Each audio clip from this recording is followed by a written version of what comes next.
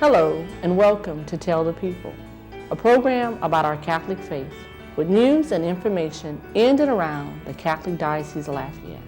I'm Stephanie Bernard. In today's show, Trista Littell interviews Emily Byers about upcoming Our Lady of Guadalupe events. Father Michael Champine's talk is about reconciliation in the segment What It Means to Be Catholic. And in a conversation with Bishop Michael Jarrell, Monsignor Richard Green interviews Bishop Jarrell about the upcoming Mass for Survivors of Violence. And now, Catholic news on this December 4th weekend. Throughout the Lafayette Diocese, many Advent activities have been scheduled in order to help local Catholics prepare for the celebration of Christmas. The following is a list of all such events which have been submitted. Please keep in mind that there may be others. Please refer to your local church parish bulletins for events and activities which may not be included at this time.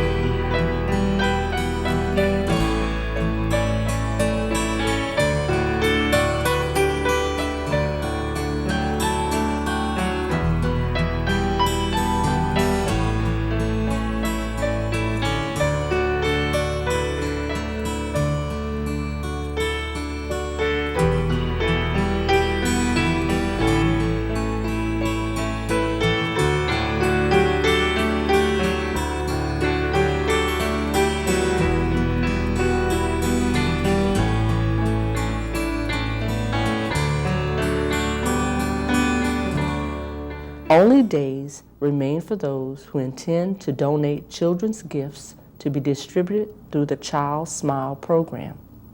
As the sponsor of the program, the Lafayette Diocese Office of Justice and Peace would like to remind everyone that donated gifts should be received by the office no later than Monday, December 12th. The Child Smile program provides gifts to children whose parents are currently incarcerated. Surplus gifts are also distributed through local service centers. Donated gifts should be new, wrapped, and properly labeled as to whether it is intended for a girl or a boy within the age categories of infant to 2 years, 3 to 5 years, 6 to 8 years, 9 to 12 years, or teenager.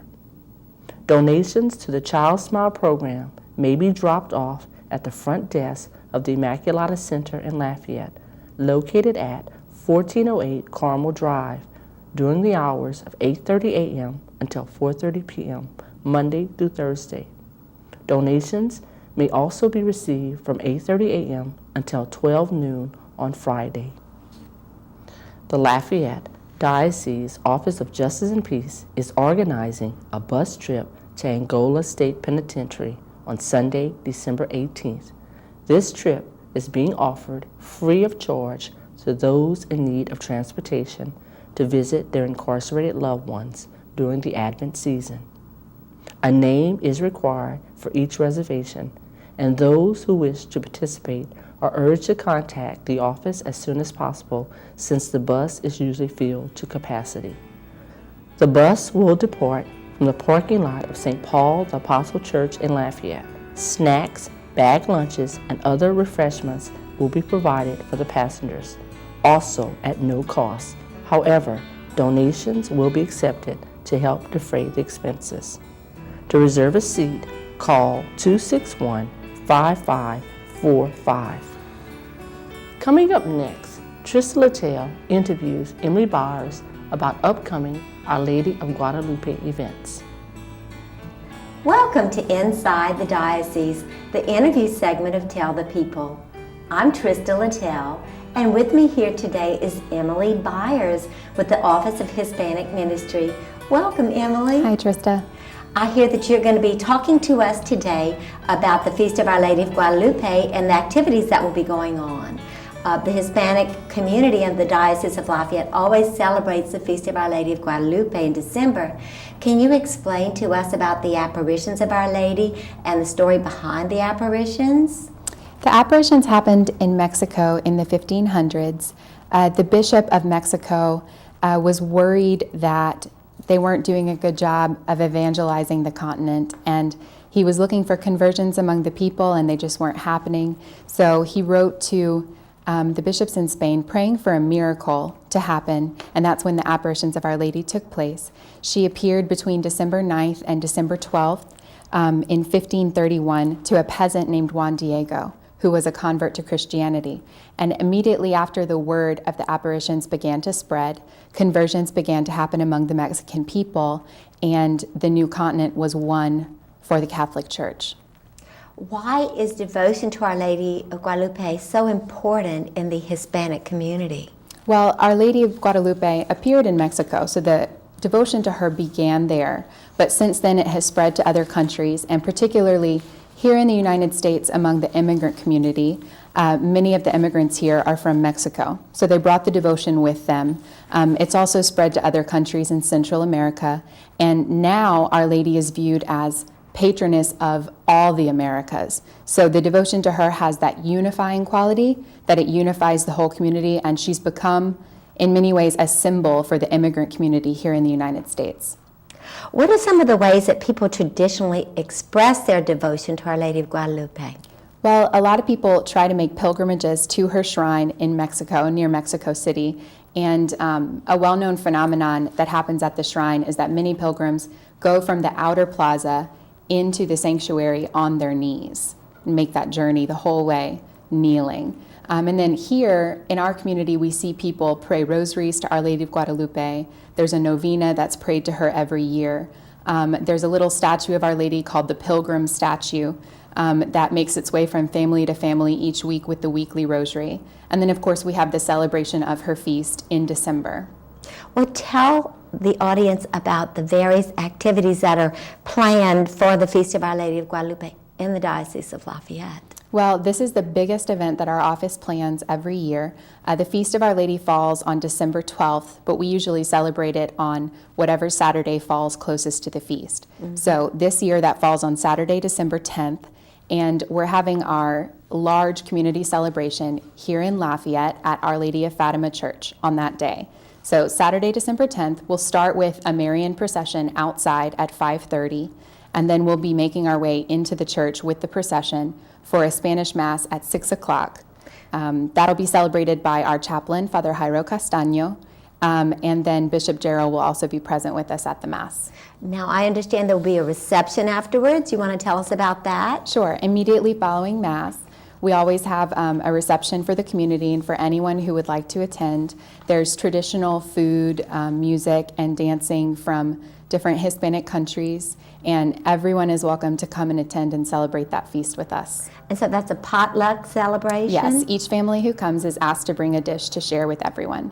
Now, there are smaller celebrations throughout the diocese also. Could you tell us about that? Yes, we also have some more rural communities around the diocese who do their own celebration of the Feast of Our Lady. So this year we have in Church Point at Our Lady of the Sacred Heart Church. They'll be celebrating the feast at their regular Sunday Mass, Sunday, December 11th at 10 a.m. Then we have in New Iberia at Sacred Heart of Jesus Church. They'll also be celebrating Our Lady of Guadalupe on Sunday, December 10th, December 11th at 4 p.m. And then in Delcombe, that same Sunday, December 11th at 8 p.m. at St. Martin de Porres Church, they will be celebrating the feast.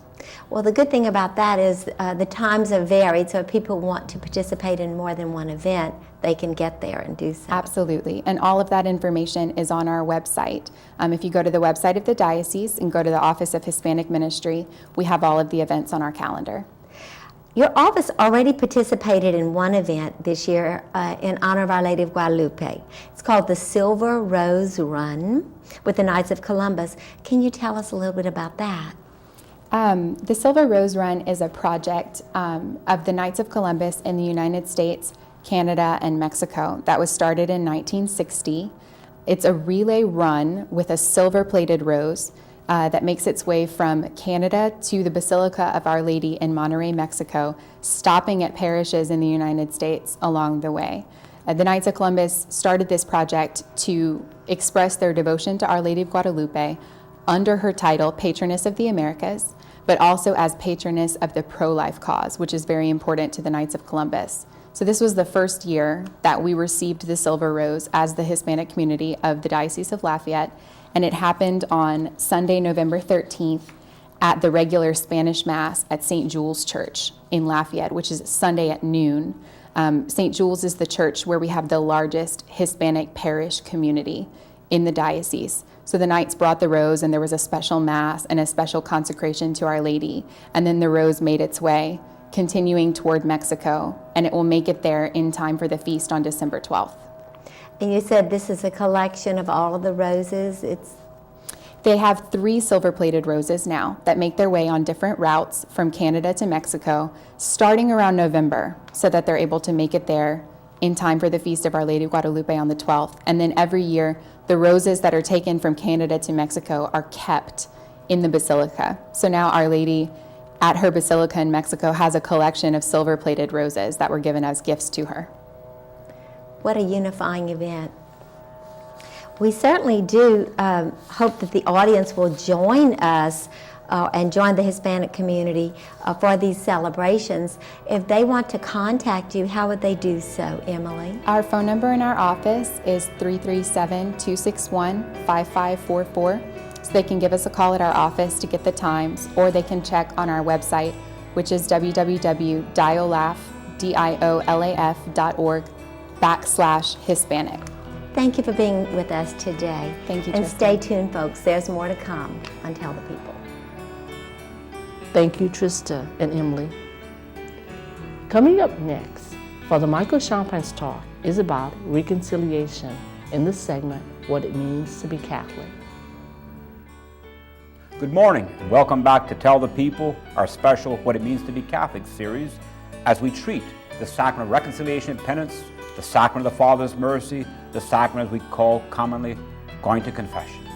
Today we want to speak about our part, what we bring to the sacrament, because grace, God's grace is already at work in our souls. These little actual graces, these kind of, if you will, divine spitballs that are getting our attention, these illuminations or these movements of our heart and will to have our conscience pricked, to bring us to want to approach the sacrament of reconciliation and penance, to receive the embrace of the Father.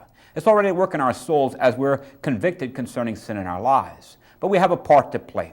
St. Augustine said once, and we reflect upon this text very powerfully at Christmas time, when we reflect upon Mary's yes, St. Augustine says, God created us without us, but He did not will to redeem us without us. And thus He wants our participation, because we're free creatures. We're created in love and in freedom. And so our dignity is not only respected, but our dignity is manifested and actually grows, is increased as we freely respond in the sacraments with our own yes and our own contribution. So what we have to do in the sacrament, we say the necessary matter that is brought to the sacrament, or this kind of quasi-matter, is the stuff, our sins. Confessing our sins, coming to the sacrament with contrition, with heartfelt sorrow, and this willingness to make satisfaction. Certainly to do the penance that the judge, in the place of Christ, the priest, gives us at the end of our confession. The first part of this three aspects of our participation in the sacrament of reconciliation and penance is that of contrition. The Catechism of the Catholic Church in number 1451 says, among the penitent's acts, contrition occupies the first place. So it's most important. Contrition is, quote, sorrow of the soul and detestation for the sin committed, together with the resolution not to sin again. This is important. 3 aspects